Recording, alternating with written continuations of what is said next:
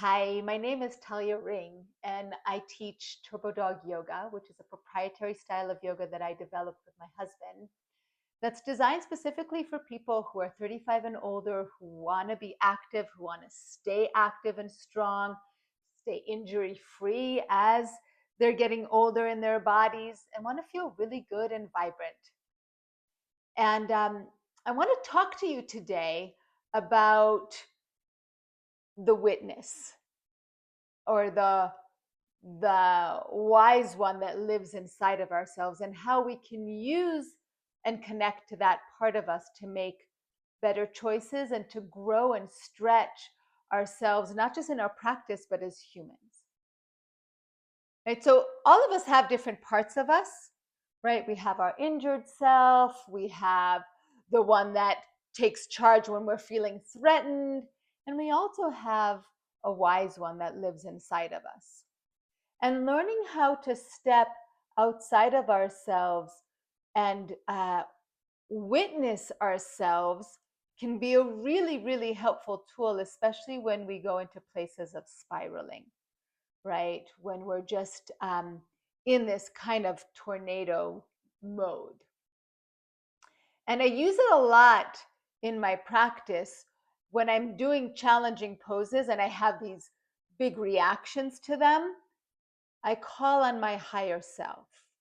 Why? Because my brain will start to spin a story. And the story might sound something like, you can't do this, it's too hard.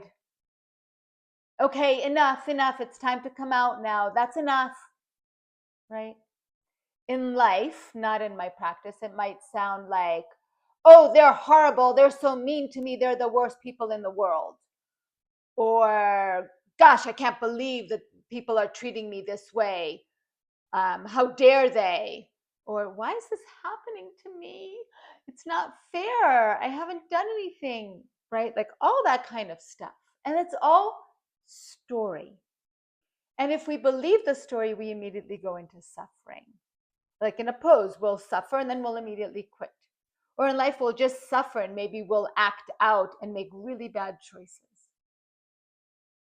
So we can use our practice to get really skillful at calling on that higher self to watch. And when we start spinning those kinds of stories, the higher self can do something really simple. First, it observes without any reaction, right? Without any judgment. That starts to shift things a little bit because it creates a little bit of distance between the experience and ourselves. And then the next thing that the higher self can do is ask a simple question, which is, really? Or in other words, are you sure? So that question makes us evaluate and assess if the story in our head is actually true. Now, if it's true, okay, that means one set of choices. And if it's not true, though, that means a completely different set of choices. Right? So, like in a pose, if it's true that it's like way too hard and I can't do it, then if that's true, then I would need to make a choice that would be to modify. If it's not true, though, then my choice would be to maybe calm myself and breathe and keep myself in the experience in order to discover what's on the other side of this experience. Because often it'll be some kind of breakthrough. And the same thing is true in life. If the story I'm spinning is true, they're harming me, it's not fair, all this stuff. If it's really true, 100% true, right, then maybe I need to make some choices like choosing other friends or finding a way to protect myself. But if it's not true, then maybe I need to look at, well, what's going on that I'm doing that's causing me to believe this? Because maybe it's something that's coming from inside of me. Or maybe there's a little bit of truth in both.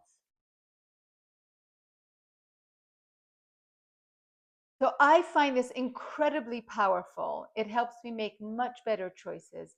It helps me stay calmer in really tricky situations.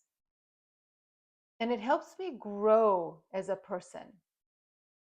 Poses and life experiences can be firewalks, right? This experience of walking over coals in order to get more energy in your body to create transformation.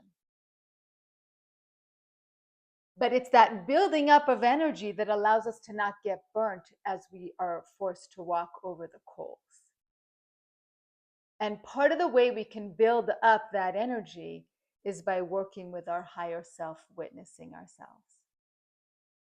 Because if we're spiraling and caught up in the story, that's us leaking all the energy out. We're actually energetically really weak in those moments. And that's when we get really badly burnt.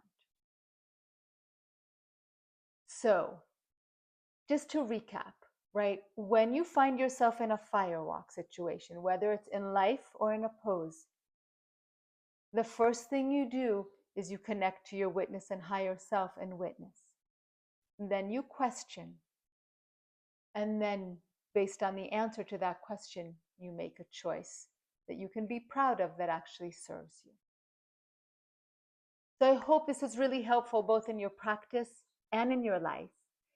And if you find this kind of information helpful and you'd like to put it into practice with me in an actual practice, I'm just now actually recording a practice all about using that. So if you'd like to get these recorded classes, just click on the link below and it'll take you to a page with more information and you can join my weekly classes and start practicing with me regularly.